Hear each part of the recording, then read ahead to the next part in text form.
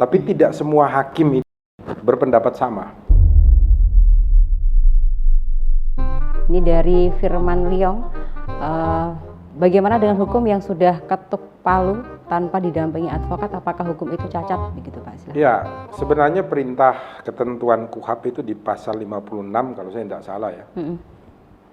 Itu memerintahkan kepada semua jajaran aparatur penegak hukum, mulai dari polisi, jaksa, dan hakim, itu diberikan kewajiban oleh undang-undang untuk menyediakan pengacara bagi mereka yang diancam di atas 5 tahun untuk mendampingi seseorang di muka persidangan sehingga mampu untuk memberikan pandangan-pandangan hukum, pendapat-pendapat, dan alat-alat bukti kepada hakim supaya nanti hakim dapat menjadikan pendapat, alat-alat bukti yang dihadirkan seorang advokat yang paham hukum itu secara seimbang dengan apa yang dihadirkan oleh jaksa sebagai penuntut umum.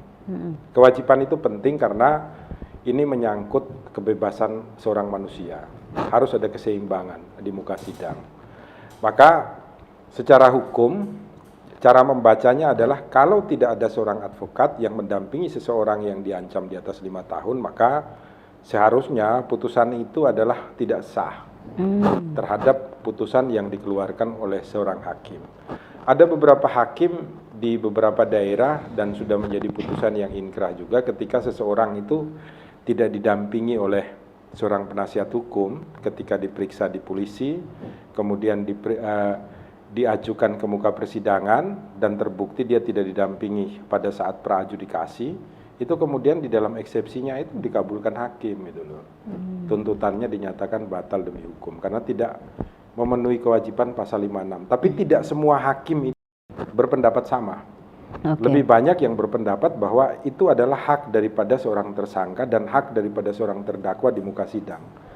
Makanya kalau di kepolisian biasanya dimintakan untuk membuat surat pernyataan tidak bersedia didampingi pengacara. Kemudian di pengadilan pun hakim sekarang memakai modelnya begitu, diberikan keleluasaan kepada si terdakwa mau pakai atau tidak. Kemudian sekarang di setiap pengadilan negeri itu ada dibuka kantor pengacara, diberikan ruangan khusus, ada pengacara-pengacara yang duduk di situ, nanti dipanggil hakimnya. Ini pengacara saya tunjuk ya buat mendampingi kamu. Tapi kadang terdakwa tidak mau, dibuatkan berita acara dianggap selesai. Jadi di dalam praktek ketika si terdakwa di muka sidang juga tidak mau, itu dianggap sah. Berarti keinginan dia sendiri untuk menghadapi persoalannya sendiri. Ini yang masih simpang siur. Kita harusnya memiliki satu peraturan yang tegas dan Mahkamah Agung harus mengeluarkan sebuah peraturan khusus di internal hakim bahwa setiap terdakwa ancaman 5 tahun harusnya tetap didampingi pengacara.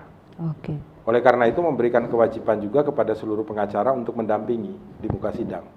Kalau mereka tidak mau, izinnya dicabut dan lain sebagainya. Ini kan kemarin Pak Jokowi keluarkan peraturan kan semua advokat kan wajib untuk menyampaikan dananya ya, keuangannya yang dapatnya yang sangat besar dan lain sebagainya untuk menghindari pencucian uang. Lah kenapa tidak mengatur aja supaya setiap advokat juga wajib untuk mendampingi.